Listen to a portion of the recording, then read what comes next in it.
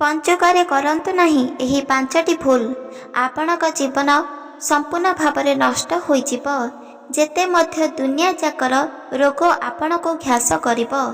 अधिकरु अधिक दुख रोग समस्या धनर अभाव निश्चित भावरे देखादेब। काहींकिना कार्तिक मास हेउची पुण्यर मास, ताठारु अधिक हेउची एही पंचुक ताठु अधिक पुण्यर मास। एही पंचुकरे जदि आपण एपरि पांचटी भूल करिथांती ताहाले गोटिए भूल बा गोटिए पाप करिले आपणको 5 गुणर पाप दंड भोगिबाकू पड़िबो। सेथिपाई आपण मने रखंतु एही पंचुकरे जदि आपण पुण्य अर्जन करिबा पाई चाहुचंती, गोटिए पुण्य अर्जन करिले ताहा आपणको 5टी पुण्यर फल आपणको प्राप्त हेब।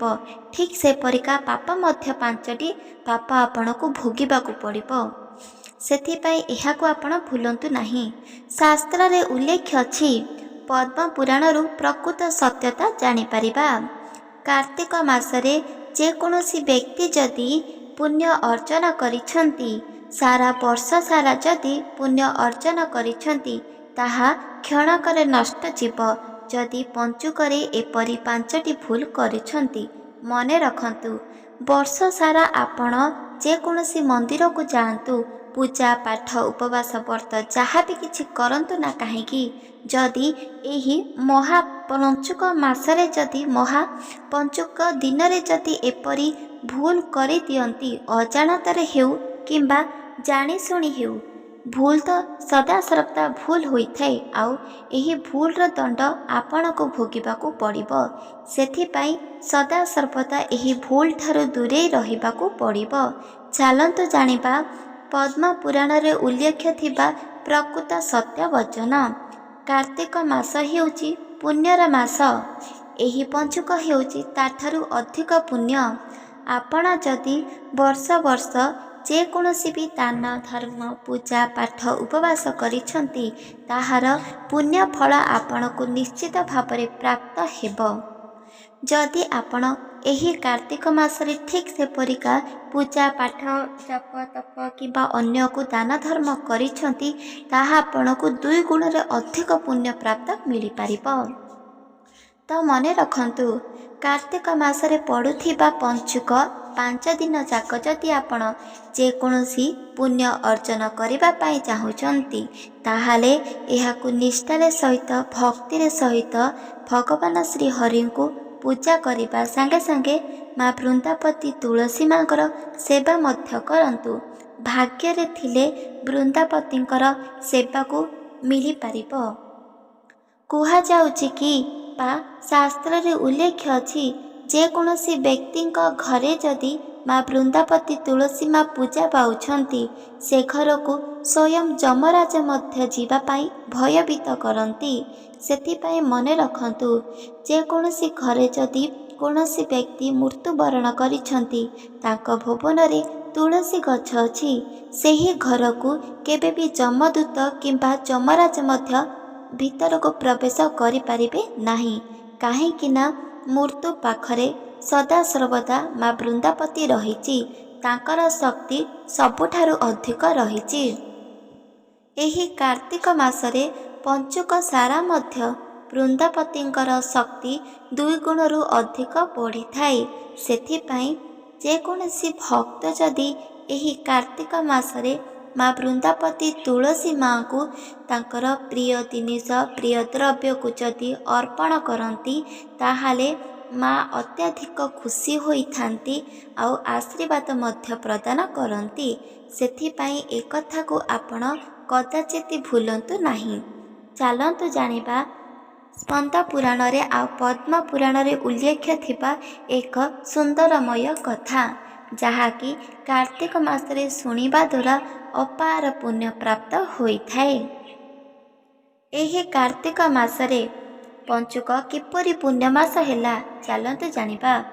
कार्तिक मास आमर वर्षको 12टी मासरू 11टी मास आपण जे कोनोसी भी कार्य करंतु आपणको पुण्य प्राप्त हेब। किंतु एही गोटिए मास कार्तिक मासरे आपण जे कोनोसी भी दान धर्म करंतु, ताहा 2 गुणरे पुण्य आपण प्राप्त मिली पारिबो।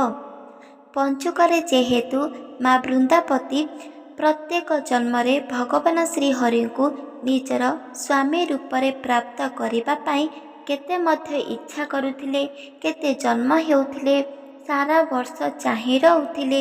ପୁଣି ଥରେ ତାଙ୍କର ମୃତ୍ୟୁବରଣ ଘଟୁଥିଲା। ପୁଣି ଥରେ ତାଙ୍କେ ଏକ ରାଜ୍ୟରେ ରାଜାଙ୍କ କୂଳରେ ଜନ୍ମ ହେଉଥିଲେ। ପୁଣି ଥରେ ତାଙ୍କେ ଭଗବାନ ଶ୍ରୀହରିଙ୍କୁ ଇଚ୍ଛିତ କରୁଥିଲେ ବିବାହ କରିବା ପାଇଁ। ପୁଣି ଥରେ ବିବାହ କରିପାରୁନଥିଲେ। ଦେଖୁ ଦେଖୁ ବୟସ ହୋଇଯାଉଥିଲା। ପୁଣି ଥରେ ତାଙ୍କେ ମୃତ୍ୟୁବରଣ କରୁଥିଲେ।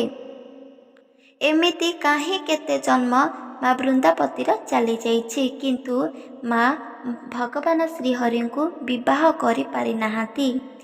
ଯେତେବେଳେ ଦ୍ୱାପର ଯୁଗ ଆସିଲା, ସେହି ସମୟରେ ଭଗବାନ ଶ୍ରୀକୃଷ୍ଣ ବାଙ୍କ ବିହାରୀ ରୂପକୁ ଧାରଣା କରି ମା ବୃନ୍ଦାବତୀ ତୁଳସୀ ମାଙ୍କୁ ଦର୍ଶନ ଦେଇଥିଲେ ଆଉ ସେଦିନ ବିବାହ କରିଥିଲେ। ସେହି ଦିନ ଥିଲା ଏହି ମହାକାର୍ତ୍ତିକ ମାସ ପଞ୍ଚୁକ ଥିଲା। ସେଥିପାଇଁ ତ ଏହି ପଞ୍ଚୁକରେ ଯେକୌଣସି ବ୍ୟକ୍ତି ଯଦି ମା ବୃନ୍ଦାବତୀ ତୁଳସୀ ମାଙ୍କୁ ପୂଜା କରନ୍ତି, ତାହେଲେ ତାଙ୍କ ଘରେ ସଦାସର୍ବଦା ଧନ ସମ୍ପତ୍ତି ଉତ୍ପନ୍ନ ହୋଇଥାଏ। ମା ବୃନ୍ଦାବତୀଙ୍କୁ ପୂଜା କରିବା ଦ୍ୱାରା, ସେବା କରିବା ଦ୍ୱାରା ମା ଲକ୍ଷ୍ମୀ ମଧ୍ୟ ଅତ୍ୟଧିକ ଖୁସି ହୋଇଥାନ୍ତି। କାହିଁକି ନା ଯେଉଁ ଘରେ, ଯେଉଁ ଭୁବନରେ ତୁଳସୀ ଗଛ ନାହିଁ, ସେହି ଘରେ ମା ଲକ୍ଷ୍ମୀ କେବେ ବି ଅତ୍ୟଧିକ ଖୁସି ରୁହନ୍ତି ନାହିଁ। ସେଥିପାଇଁ ଆପଣମାନେ ମନେ ରଖନ୍ତୁ, ପ୍ରତ୍ୟେକ ଘରେ ଘରେ ମା ବୃନ୍ଦାବତୀ ତୁଳସୀ ମା ରଖିବା ଅତ୍ୟଧିକ ଜରୁରୀ ଅଟେ। ରହିବା ଦ୍ୱାରା ନକାରାତ୍ମକ ଶକ୍ତି ମଧ୍ୟ ଦୂରେଇ ଯାଇଥାଏ, ସକାରାତ୍ମକ ଶକ୍ତି ମଧ୍ୟ ପ୍ରାପ୍ତ ହୋଇଥାଏ। ବୃନ୍ଦାବତୀ ତୁଳସୀ ମା ଆପଣଙ୍କ ଘରେ ଯଦି ପୂଜା ପାଉଛନ୍ତି, ତାହେଲେ ଆପଣଙ୍କର ଭୁବନରେ ରହିଥିବା ପ୍ରତ୍ୟେକ ବ୍ୟକ୍ତି, ପ୍ରତ୍ୟେକ ସଦସ୍ୟକୁ କେବେ ବି କୌଣସି ଅଜଣା ରୋଗ ମଧ୍ୟ ସ୍ପର୍ଶ କରିନଥାଏ। ସଦାସର୍ବଦା ସମସ୍ତଙ୍କର ମଙ୍ଗଳ ମଧ୍ୟ ହୋଇଥାଏ। ତାଙ୍କର ଆଶୀର୍ବାଦ ଅପାର ପ୍ରାପ୍ତ ମିଳିଥାଏ। ଆପଣଙ୍କ ଘରେ ଯଦି ମା ଲକ୍ଷ୍ମୀ ବାସ କରି ରୁହନ୍ତି, ଏହାର ସଂକେତ କେବଳ ବୃନ୍ଦାବତୀ ଦ୍ୱାରା ଜଣାପଡ଼ାଏ। ଯେମିତିକା ଯେତେବେଳେ ଆପଣ କୌଣସି ତୁଳସୀ ବୃକ୍ଷ ନିଜ ଭୁବନରେ ଲଗାଇଛନ୍ତି, ଧୀରେ ଧୀରେ ସେହି ତୁଳସୀ ବୃକ୍ଷ ବହୁତ ବଡ଼ରୁ ବଡ଼ ଦେଖାଯାଉଛି। ଅଧିକରୁ ଅତ୍ୟଧିକ ପତ୍ର ଯଦି ହୋଇଛି, ଦେଖିବାକୁ ଯଦି ବହୁତ ସୁନ୍ଦର ଦେଖାଯାଉଛି, ତାହେଲେ ମନେ ରଖନ୍ତୁ ଆପଣଙ୍କ ଭୁବନରେ ଭଗବାନ ଶ୍ରୀହରିଙ୍କ ସାଥିରେ ମା ଲକ୍ଷ୍ମୀ ମଧ୍ୟ ଆସନ୍ତି ଆଉ ଆପଣଙ୍କ ଜୀବନକୁ ସମ୍ପୂର୍ଣ୍ଣ ଭାବରେ ବଦଳାଇ ଦେଇଥାନ୍ତି। ସେଥିପାଇଁ ଏକଥାକୁ ଆପଣମାନେ ମନେ ରଖନ୍ତୁ। ମା ବୃନ୍ଦାବତୀ ତୁଳସୀ ମାଙ୍କୁ ପୂଜା କରିବା ଦ୍ୱାରା ଲକ୍ଷ୍ମୀ ନାରାୟଣ ମଧ୍ୟ ବହୁତ ଖୁସି ହୋଇଥାନ୍ତି। ଏହି କାର୍ତ୍ତିକ ମାସରେ ସବୁଠାରୁ ମହାନ ହେଉଛି ତୁଳସୀ ବୃକ୍ଷ ପାଖରେ ଦୀପକୁ ଦାନ କରିବା। ସେଥିପାଇଁ ଆପଣମାନେ ଭୁଲନ୍ତୁ ନାହିଁ, ମା ବୃନ୍ଦାବତୀ ତୁଳସୀ ମା ପାଖରେ ଗୋଟିଏ ଦୀପକୁ ନିହାତି ଭାବରେ ଦାନ କରନ୍ତୁ। ଏହାର ପୁଣ୍ୟ ଫଳ ଆପଣଙ୍କୁ, ଗୋଟିଏ ଯଜ୍ଞ କଲେ ଆପଣଙ୍କୁ ଯେତିକି ପୁଣ୍ୟ ପ୍ରାପ୍ତ ମିଳିଥାଏ, ଯଦି ଗୋଟିଏ ଶୁଦ୍ଧ ଗାଈ ଘିଅର ଦୀପଟିଏ ବୃନ୍ଦାବତୀ ପାଖରେ ଅର୍ପଣ କରନ୍ତି, ଠିକ୍ ସେତିକି ଆପଣଙ୍କୁ ପୁଣ୍ୟ ପ୍ରାପ୍ତ ହୋଇପାରିବ। ସେଥିପାଇଁ ଆପଣମାନେ ହାତ ଛଡ଼ା କେବେ ବି କରନ୍ତୁ ନାହିଁ ଏହି ଗୋଟିଏ ଦିନ। କାହିଁକି ନା ପଞ୍ଚୁକ ଚଳିତ ବର୍ଷ କେବଳ 4 ଦିନ ପଡ଼ୁଛି। ଏହି 4 ଦିନ ଭିତରେ ଆପଣ ଭଗବାନ ଶ୍ରୀହରିଙ୍କୁ ଅତ୍ୟଧିକ ଖୁସି ନିହାତି ଭାବରେ କରନ୍ତୁ। କିନ୍ତୁ ମନେ ରଖନ୍ତୁ, ପଞ୍ଚୁକରେ ଏପରି 5ଟି ଭୁଲ ଠାରୁ ସଦାସର୍ବଦା ଦୂରେଇ ରୁହନ୍ତୁ। କିଛି ବ୍ୟକ୍ତି ଅଛନ୍ତି, ସେମାନେ କୁହନ୍ତି କି ପଞ୍ଚୁକର ଏହାର ଅର୍ଥ ହେଉଛି ପଞ୍ଚୁକ ହେଉ କିମ୍ବା କାର୍ତ୍ତିକ ମାସ ହେଉ, କୌଣସି ବ୍ୟକ୍ତି ଆମିଷ ସେବନ କରିବା ଦ୍ୱାରା ପଞ୍ଚୁକ ଭଗ୍ନ ହୋଇଥାଏ। ତାହେଲେ ପ୍ରତ୍ୟେକ ବ୍ୟକ୍ତି ଆମିଷ ଆଉ ପିଆଜ ରସୁଣକୁ ତ୍ୟାଗ କରନ୍ତି ଆଉ ପ୍ରତ୍ୟେକ ଦିନ ମନ୍ଦିରକୁ ଗମନ କରନ୍ତି ଆଉ ପ୍ରତ୍ୟେକ ବ୍ୟକ୍ତିଙ୍କୁ ମଧ୍ୟ ଏକଥା କୁହନ୍ତି କି ତାଙ୍କେ ପଞ୍ଚୁକ ବ୍ରତକୁ କରୁଛନ୍ତି, କିନ୍ତୁ ପଞ୍ଚୁକର ପ୍ରକୃତ ଅର୍ଥ ସେମାନଙ୍କୁ ବିଲକୁଲ ବି ମଧ୍ୟ ଜ୍ଞାତ ନାହିଁ। ସେଥିପାଇଁ ଆପଣମାନେ ମନେ ରଖନ୍ତୁ। ପୌରାଣିକ ମତରେ ସ୍କନ୍ଦ ପୁରାଣରେ ଉଲ୍ଲେଖ ଅଛି, ପଞ୍ଚୁକର ପ୍ରକୃତ ଅର୍ଥ ହେଉଛି ଯେକୌଣସି ପିଆଜ ରସୁଣ ବା ଆମିଷ ଜାତୀୟ ଖାଦ୍ୟକୁ ସେବନ କରିବା। ଏହା ନୁହେଁ, ବରଂ ଆପଣ ଭଗବାନ ଶ୍ରୀ ହରିହରଙ୍କୁ ପୂଜା କରୁଛନ୍ତି, ତାଙ୍କୁ ବହୁତ ଖୁସି ସନ୍ତୁଷ୍ଟ କରିବା ପାଇଁ ଯେକୌଣସି ବି ପୂଜାପାଠ ଦ୍ରବ୍ୟ ଯାହା ବି କିଛି କାର୍ଯ୍ୟ କରୁଛନ୍ତି, କିନ୍ତୁ ଆପଣଙ୍କ ଦ୍ୱାରା ଏମିତି କିଛି 5ଟି ଭୁଲ ହୋଇଯାଉଛି, ତା ଦ୍ୱାରା ଆପଣଙ୍କୁ ପୁଣି ଥରେ ଗୋଟିଏ ଜନ୍ମ ପର୍ଯ୍ୟନ୍ତ ଦୁଃଖ କଷ୍ଟ ରୋଗରେ ସଜ୍ଜ ହେବାକୁ ପଡ଼ିଥାଏ। ଆଉ ଏହି କଥା ବା ସମ୍ପୂର୍ଣ୍ଣ କଥାକୁ ମନେ ରଖନ୍ତୁ। ଆପଣମାନେ ଯଦି ପିଆଜ ରସୁଣ ଆମିଷକୁ ତ୍ୟାଗ କରିଛନ୍ତି, ପ୍ରତ୍ୟେକ ଦିନ ପୂଜାପାଠ କରୁଛନ୍ତି, କିନ୍ତୁ ପଞ୍ଚୁକର ପ୍ରକୃତ ଅର୍ଥ ହେଉଛି ହିଂସା ଗର୍ବ ମୋହ ଅହଙ୍କାର କାମନାକୁ ତ୍ୟାଗ କରିବା। କେବଳ ପଞ୍ଚୁକରେ ଏହି ସବୁ ଜିନିଷକୁ ଆପଣ ନିଶ୍ଚିତ ଭାବରେ ତ୍ୟାଗ କରନ୍ତୁ ଆଉ ପଞ୍ଚୁକ ବ୍ରତ କରନ୍ତୁ। ବିନା ପୂଜା ଉପବାସ ବ୍ରତରେ ମଧ୍ୟ ଭଗବାନ ଶ୍ରୀହରିଙ୍କର ଆଶୀର୍ବାଦ ଆପଣଙ୍କୁ ନିଶ୍ଚିତ ଭାବରେ ପ୍ରାପ୍ତ ହୋଇପାରିବ। ଏବେ ଚାଲନ୍ତୁ ଜାଣିବା ଦ୍ୱିତୀୟ। ପଞ୍ଚୁକରେ କରନ୍ତୁ ନାହିଁ ଏହି ଦ୍ୱିତୀୟ ଭୁଲ। ଆପଣଙ୍କ ଭୁବନକୁ ଯଦି କୌଣସି ଅତିଥି ଆସିଛନ୍ତି, ସେହି ଅତିଥି କୌଣସି ବ୍ୟକ୍ତି ହେଉ, କୌଣସି ମନୁଷ୍ୟ ହେଉ, କୌଣସି ପକ୍ଷୀ କି କୌଣସି ପଶୁ ମଧ୍ୟ ହେଉ, ତାକୁ ଖାଲି ହାତରେ ଯିବାକୁ ଦିଅନ୍ତୁ ନାହିଁ। ଯଦି କୌଣସି ଚିହ୍ନା ବ୍ୟକ୍ତି ଆପଣଙ୍କର ଆସିଛନ୍ତି କିମ୍ବା ଅଚିହ୍ନା ବ୍ୟକ୍ତି ଆସିଛନ୍ତି, ସେହି ବ୍ୟକ୍ତିଙ୍କୁ ଆପଣ କିଛି ନା କିଛି ପାନୀୟ ବା କିଛି ଖାଦ୍ୟ ନିହାତି ଭାବରେ ଦିଅନ୍ତୁ। ଯଦି ଆପଣଙ୍କ ଭୁବନକୁ କୌଣସି ପକ୍ଷୀ କୌଣସି ପଶୁ ଆସିଛନ୍ତି, ତାହେଲେ ତାଙ୍କୁ ମଧ୍ୟ ଦାନ ଧର୍ମ କରିବା ପାଇଁ ନିହାତି ଭାବରେ କରନ୍ତୁ। ଯେମିତିକି ତାଙ୍କର ଯେକୌଣସି ବି ଖାଦ୍ୟ ଅର୍ପଣ କରନ୍ତୁ, ଏହାର ପୁଣ୍ୟଫଳ ଆପଣଙ୍କୁ ପ୍ରାପ୍ତ ହେବ। ଏହି ପଞ୍ଚୁକରେ ଆପଣ ଏପରି ଭୁଲ କରନ୍ତୁ ନାହିଁ। ଯେକୌଣସି ପଶୁ ପକ୍ଷୀକୁ, ନିଜ ଲୋକକୁ ବା ଯେକୌଣସି ଭିକ୍ଷୁକକୁ ଆପଣ ନିନ୍ଦା କେବେ ବି କରନ୍ତୁ ନାହିଁ। ଏହାର ପାପ କର୍ମ ଆପଣଙ୍କୁ 5 ଗୁଣରେ ଅଧିକ ଦଣ୍ଡ ଭୋଗିବାକୁ ପଡ଼ିଥାଏ। ସେଥିପାଇଁ ଏହାକୁ ଆପଣ ମନେ ରଖନ୍ତୁ। ଏବେ ଚାଲନ୍ତୁ ଜାଣିବା ତୃତୀୟ।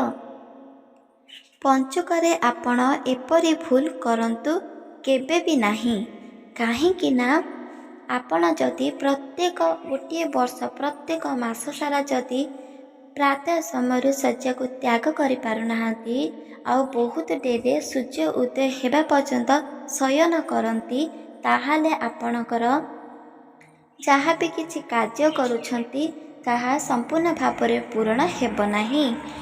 ଚେଷ୍ଟା କରନ୍ତୁ, ଯଦି ଆପଣ କାର୍ତ୍ତିକ ମାସ ସାରା ବ୍ରତ ପାଳନ କରନ୍ତି, ପ୍ରାତଃ ସମୟରୁ ଉଠନ୍ତି, ପୂଜା ପାଠ କରନ୍ତି, ଆଉ କିଛି ବ୍ୟକ୍ତି ଅଛନ୍ତି କାର୍ତ୍ତିକ ମାସ ସାରା ସେମାନେ ପ୍ରାତଃ ସମୟରୁ ଉଠି ପାରନ୍ତି ନାହିଁ, ତାହେଲେ ସେମାନେ ଏହି ପଞ୍ଚୁକ 4 ଦିନ ଯାକ ଭଗବାନ ଶ୍ରୀହରିଙ୍କର ନାମକୁ ନେଇ ନିଶ୍ଚିତ ଭାବରେ ପ୍ରାତଃ ସମୟରୁ ଉଠନ୍ତୁ, ଶଯ୍ୟାକୁ ତ୍ୟାଗ କରନ୍ତୁ, ସୂର୍ଯ୍ୟନାରାୟଣଙ୍କୁ ପ୍ରଣାମ କରନ୍ତୁ, ଜଳ ଅର୍ପଣ କରନ୍ତୁ ବା ବୃନ୍ଦାବତୀ ତୁଳସୀ ମାଙ୍କ ମୂଳରେ ମଧ୍ୟ ଜଳକୁ ଅର୍ପଣ କରନ୍ତୁ। ଏହାର ପୁଣ୍ୟ ଆପଣଙ୍କୁ ନିଶ୍ଚିତ ଭାବରେ ପ୍ରାପ୍ତ ହୋଇପାରିବ। ଏହାକୁ ବିଶ୍ୱାସ କରନ୍ତୁ। କାହିଁକି ନା ଶାସ୍ତ୍ର କଥାକୁ ନିହାତି ଭାବରେ ବିଶ୍ୱାସ କରିବା ଅତ୍ୟଧିକ ଜରୁରୀ ଅଟେ। ଏବେ ଜାଣିବା ଚତୁର୍ଥ ଭୁଲ କ'ଣ, ଯାହା ବିଲକୁଲ ବି କରିବା ଉଚିତ ନୁହଁ। ଆପଣମାନେ ମନେ ରଖନ୍ତୁ, ଏହି ପଞ୍ଚୁକ ହେଉଛି ପୁଣ୍ୟର ମାସ। ପଞ୍ଚୁକରେ ଏପରି ସବୁଠାରୁ ବଡ଼ ଭୁଲ କେବେ ବି କରନ୍ତୁ ନାହିଁ।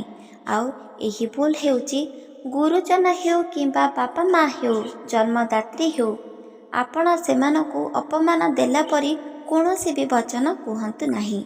ପଞ୍ଚୁକରେ ପ୍ରତ୍ୟେକ ସାନ ବଡ଼ ଭାଇ ଭଉଣୀକୁ ମଧ୍ୟ ସମ୍ମାନ ଦେବାକୁ ଚେଷ୍ଟା କରନ୍ତୁ। ସମସ୍ତଙ୍କ ପ୍ରତି ଆଦର ସ୍ନେହର ସହିତ କଥାବାର୍ତ୍ତା ବ୍ୟବହାର ଭଲ କରନ୍ତୁ। ମନେ ରଖନ୍ତୁ, ଏମାନେ ଖୁସି ହେଲା ପରେ ହିଁ ଭଗବାନ ଶ୍ରୀକୃଷ୍ଣ ଖୁସି ହୋଇଥାନ୍ତି। ଆଉ ତାଙ୍କର ଆଶୀର୍ବାଦ ମଧ୍ୟ ଆପଣଙ୍କ ପାଖରେ ପ୍ରାପ୍ତ ହୋଇପାରିବ। ସେଥିପାଇଁ ଆପଣମାନେ ଯେକୌଣସି ବ୍ୟକ୍ତିକୁ ସମ୍ମାନ ଦିଅନ୍ତୁ, ବାପା ମାଆଙ୍କୁ ମଧ୍ୟ ସମ୍ମାନ ଦିଅନ୍ତୁ। ଉଚ୍ଚ କଥାରେ କେବେ ବି କୌଣସି ବଚନ କୁହନ୍ତୁ ନାହିଁ। ଏହାକୁ ସଦା ସର୍ବଦା ମନେ ରଖନ୍ତୁ। କାର୍ତ୍ତିକ ମାସ ସାରା ଆପଣ ଯଦି କିଛି ଭୁଲ କରୁଛନ୍ତି ତାହେଲେ ଏହି ପଞ୍ଚୁକରେ ଏପରି ଭୁଲ କରନ୍ତୁ ନାହିଁ। ପଞ୍ଚୁକରେ କେବଳ ଏହି 4ଟି ଦିନ ଯାକ ଭଗବାନ ଶ୍ରୀହରିଙ୍କ ମନ୍ଦିରକୁ ଗମନ କରନ୍ତୁ। ଯଦି ଆପଣ ଭଗବାନ ଶ୍ରୀହରିଙ୍କର ମନ୍ଦିର ନାହିଁ ତାହେଲେ ମହାଦେବଙ୍କ ମନ୍ଦିରକୁ ଗମନ କରନ୍ତୁ ଆଉ ପୂଜା ଆରାଧନା କରନ୍ତୁ। ଚେଷ୍ଟା କରନ୍ତୁ କି ପ୍ରାତଃ ସମୟରେ ଶଯ୍ୟାକୁ ତ୍ୟାଗ କରି ସ୍ନାନ କର୍ମ ଆଦି ନିତ୍ୟକର୍ମ ସାରି ଘରେ ପୂଜା ପାଉଥିବା ଠାକୁରକୁ ପୂଜା କରି ତାପରେ ଆପଣ ମନ୍ଦିରକୁ ଗମନ କରନ୍ତୁ। ଭଗବାନ ଶ୍ରୀହରିଙ୍କୁ ପୂଜା କରନ୍ତୁ ଆଉ ଭଗବାନ ଶ୍ରୀ ମହାଦେବକୁ ମଧ୍ୟ ପୂଜା କରନ୍ତୁ। ଏହାର ପୁଣ୍ୟ ଫଳ ଆପଣଙ୍କୁ ନିଶ୍ଚିତ ଭାବରେ ପ୍ରାପ୍ତ ମିଳିପାରିବ। ଏବେ ଚାଲନ୍ତୁ ଜାଣିବା ପଞ୍ଚମ। ଯେ ସମୟରେ ପଞ୍ଚୁକ ଶେଷ ହୋଇଯିବ ଅର୍ଥାତ୍ କାର୍ତ୍ତିକ ପୂର୍ଣ୍ଣିମା ହେବ, ମନେ ରଖନ୍ତୁ କାର୍ତ୍ତିକ ପୂର୍ଣ୍ଣିମାରେ ଭଗବାନ ଶ୍ରୀ ଲକ୍ଷ୍ମୀନାରାୟଣଙ୍କ ନାମକୁ ସ୍ମରଣ କରି ଗୋଟିଏ ଦୀପକୁ ସାରା ରାତ୍ର ଜଳିବା ପାଇଁ ଛାଡ଼ି ଦିଅନ୍ତୁ। ଏହା ସତ୍ତ୍ୱେ ଆପଣଙ୍କର ଭାଗ୍ୟ ମଧ୍ୟ ଉଜ୍ଜ୍ୱଳତା ହୋଇପାରିବ। ଯାହା ଆପଣ ଇଚ୍ଛିତ କରିଥିବେ ସବୁକିଛି ସ୍ୱପ୍ନ ଆପଣଙ୍କର ପୂର୍ଣ୍ଣ ହୋଇପାରିବ। କାହିଁକି ନା ଗୋଟିଏ ରାତ୍ରରେ ଆପଣଙ୍କୁ ଗୋଟିଏ ପୁଣ୍ୟ ପ୍ରାପ୍ତ ହେବ। ସେଥିପାଇଁ ଏହି ରାତ୍ରକୁ ଚେଷ୍ଟା କରନ୍ତୁ କି ସାରା ରାତ୍ର ଗୋଟିଏ ଦୀପକୁ ଦାନ କରିବା ପାଇଁ। ଆପଣମାନେ ମନେ ରଖନ୍ତୁ ସେହି ଦୀପକୁ ଦାନ କଲାବେଳେ କେବେ ବି ଦୀପକୁ ଭୂମି ଉପରେ ରଖନ୍ତୁ ନାହିଁ। ଶାସ୍ତ୍ରରେ ଉଲ୍ଲେଖ ଅଛି କୌଣସି ଦୀପର ଓଜନତା ଭୂମିମାତା ସହ୍ୟ କରିପାରନ୍ତି ନାହିଁ। ଯେମିତିକା ଭାଗବତ ଗ୍ରନ୍ଥକୁ ମଧ୍ୟ ଭୂମି ଉପରେ ରଖିବା ଉଚିତ ନୁହଁ। ଭୂମିମା ଅତ୍ୟଧିକ କ୍ରନ୍ଦନ କରୁଛନ୍ତି। ଭାଗବତ ପୁରାଣର ଏହି ଶକ୍ତିଶାଳୀକୁ ମଧ୍ୟ ସହ୍ୟ କରିପାରନ୍ତି ନାହିଁ। ଏହାର ଓଜନ ଅତ୍ୟଧିକ ହୋଇଥିବା କାରଣରୁ ଯାହା ବି କିଛି ଶାସ୍ତ୍ରରେ ଉଲ୍ଲେଖ ଅଛି। ସେଥିପାଇଁ ଆପଣମାନେ ଦୀପ ତଳେ କିଛି ଅକ୍ଷତ ଚାଉଳ ନହେଲେ କିଛି ପୁଷ୍ପ ନହେଲେ କିଛି ପତ୍ର ତଳେ ରଖନ୍ତୁ। ତା ଉପରେ ଆପଣ ଗୋଟିଏ ଦୀପକୁ ରଖିଦିଅନ୍ତୁ। ଏହା କରିବା ଦ୍ୱାରା ବହୁତ କିଛି ଶାନ୍ତି ପ୍ରାପ୍ତ ହୋଇଥାଏ। ବହୁତ କିଛି ଅପାର ପୁଣ୍ୟ ମଧ୍ୟ ପ୍ରାପ୍ତ ହୋଇଥାଏ। ଏହି ଦିନକୁ ଆପଣମାନେ କେବେ ବି ହାତଛଡ଼ା କରନ୍ତୁ ନାହିଁ। ଦୀପର ମହତ୍ଵ ଆପଣଙ୍କ ପାଖରେ ନିହାତି ଭାବରେ ପହଞ୍ଚି ପାରିବ। ଏକଥା ମଧ୍ୟ ଆପଣ ଭୁଲନ୍ତୁ ନାହିଁ। ପ୍ରକୃତ ସତ୍ୟବଚନ କେବଳ ଆମେ ନିଜ ଶାସ୍ତ୍ରରୁ ଜାଣିପାରୁଛନ୍ତି, ଯାହାକି ପ୍ରତ୍ୟେକ ବ୍ୟକ୍ତି ଜାଣିବା ଅତ୍ୟଧିକ ଜରୁରୀ ଅଟେ। ପ୍ରକୃତ ସତ୍ୟବଚନ ଜାଣିବା ଦ୍ୱାରା କୋଟି କୋଟି ପୁଣ୍ୟ ମଧ୍ୟ ପ୍ରାପ୍ତ ହୋଇଥାଏ। ତ ସେଥିପାଇଁ ଆପଣମାନେ ମନେ ରଖନ୍ତୁ ଏହି ପଞ୍ଚୁକରେ ବିଲକୁଲ ବି ମଧ୍ୟ କରନ୍ତୁ ନାହିଁ ଏହି 5ଟି ଭୁଲ। ନହେଲେ ଆପଣ ସଞ୍ଚିତ କରି ରଖିଥିବା ଯେକୌଣସି ଧନ କ୍ଷଣକରେ ନଷ୍ଟ ହୋଇପାରିବ। ଆପଣମାନେ ଏହାକୁ ଥରେ ମାତ୍ର ବିଶ୍ୱାସ କରି ଦେଖନ୍ତୁ।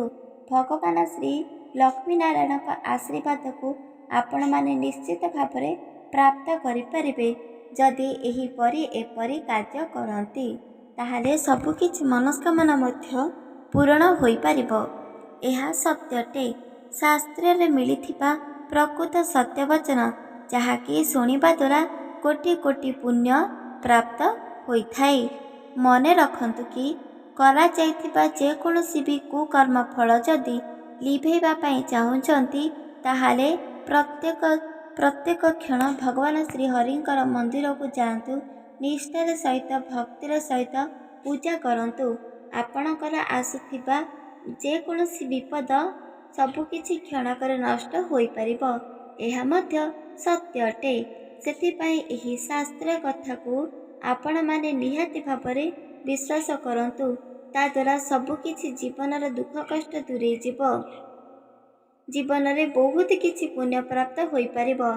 ପୁଣ୍ୟ ବଳେ ଆପଣଙ୍କର ଭାଗ୍ୟ ମଧ୍ୟ ବଦଳିଥାଏ। ସେଥିପାଇଁ ସର୍ବପ୍ରଥମେ ମନେ ରଖନ୍ତୁ ପୁଣ୍ୟ, ତାପରେ ଆପଣଙ୍କର ଭାଗ୍ୟ ନିହାତି ଭାବରେ ବଦଳି ପାରିବ। ଏହା ଏକ ସତ୍ୟ ବଚନ। ଆପଣମାନଙ୍କୁ ଏପରି କଥା ଶାସ୍ତ୍ରୀୟ ବଚନ କିପରି ଲାଗିଲା କମେଣ୍ଟ ମାଧ୍ୟମରେ ନିଶ୍ଚିତ ଭାବରେ ଜଣାଇପାରିବେ।